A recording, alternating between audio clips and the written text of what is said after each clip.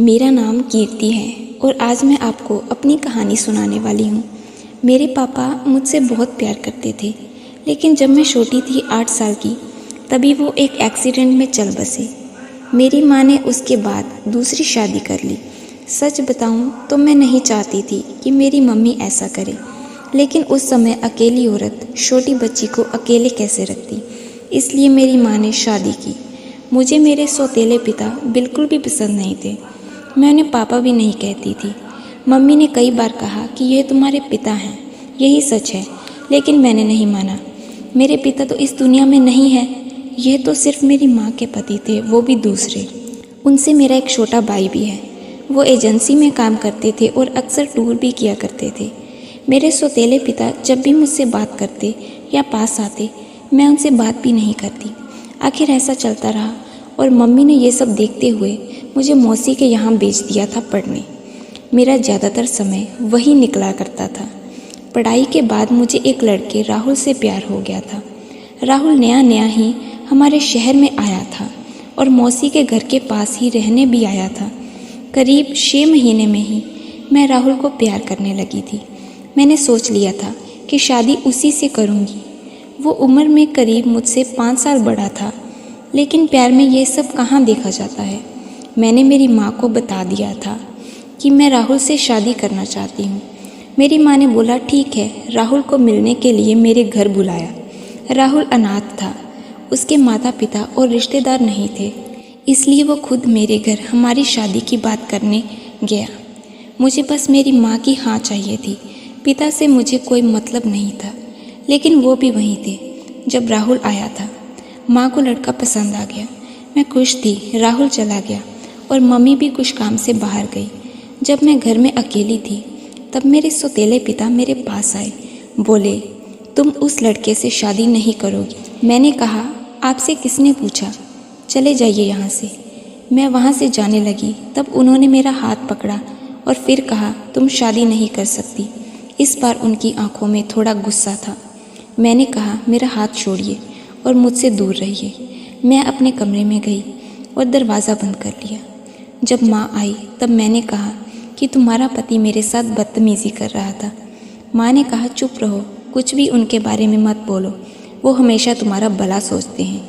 मेरी माँ के आंखों पर तो जैसे पट्टी बंधी थी। माँ ने फिर रात में मुझसे बोला कि यह लड़का राहुल सही है ना, तुमने अच्छे से जान पहचान निकलवा ली ना। मुझे समझ आ गया था कि उन्होंने इनके कान भर दिए हैं। मैंने कहा कि खोट राहुल में नहीं है, तुम्हारे पति में है। वो मेरी शादी नहीं होने देना चाहते। पता नहीं उनके दिल में क्या है, लेकिन मैं राहुल से ही शादी करूँगी। मेरा फैसला मेरी माँ अच्छे से जान चुकी थी, इसलिए हमारी शादी तय हो गई। शादी की तैयारियाँ होने लगी। मैं खुश थी। इस दौरान मैंने उनकी आंखों में अजीब सी बेचैनी देखी। मुझे साफ दिखाई दे रहा था कि वो नहीं चाहते कि मेरी शादी हो। आखिर कौन बाप ऐसा सोचेगा, लेकिन वो पिता नहीं थे। आखिरकार शादी का दिन आ गया। सुबह मैं अकेले में राहुल से छत पर बात कर रही थी। जैसे ही मैंने फ़ोन रखा, मेरे मुंह पर किसी ने पीछे से रुमाल रखा और मैं बेहोश हो गई। जब मुझे होश आया, तब मैं एक कमरे में एक बिस्तर से बंधी थी। मेरा मुंह भी बंद था। मेरी शादी वाले दिन मुझे यहाँ कौन उठा कर लाया। थोड़ी देर बाद कमरे का दरवाज़ा खुला और सामने थे मेरे सौतेले पिता। उन्होंने मेरे साथ यह किया था, पर आखिर वो मुझे यहाँ क्यों उठा कर लाए। मुझे वो पसंद नहीं थे, लेकिन वो इस हद तक गिरे हैं, मुझे नहीं पता था। ऐसा तो मैंने उनके बारे में नहीं सोचा था। मैं यही सब सोच रही थी, तब वो बोले, मैं तुम्हारी शादी उस लड़के से नहीं होने दूंगा। वो खाना लेकर आए थे। उन्होंने मेरा मुंह खोला। मैंने कहा कि क्या चाहते हो, तुम मेरी शादी से इतने परेशान क्यों हो? मुझे यहाँ बांध कर रखा है, यही है तुम्हारा असली चेहरा? मेरी आवाज़ तेज़ होती देख उन्होंने मेरा मुंह वापस बांध दिया।